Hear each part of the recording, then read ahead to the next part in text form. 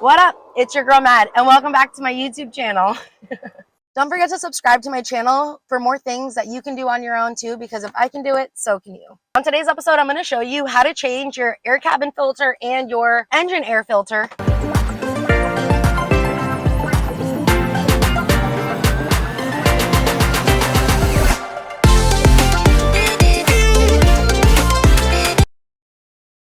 Right, so your first step is going to be to pull your glove box out. You want to get it all the way out.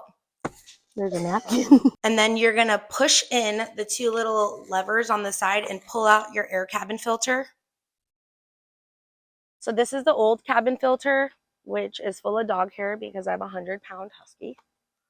And you want to make sure when you put it back into this, you're going to put it with the arrows on this one going down. So airflow down. I'm going to put it right back in, and then you insert it right back into the car.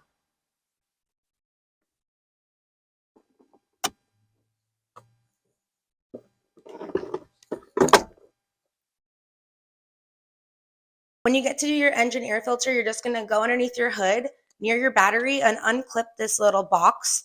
The lid should lift right off, and then you'll see your engine cabin filter.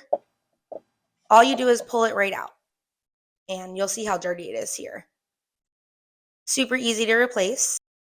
Face down in the tab, it's going to go right into the ridge.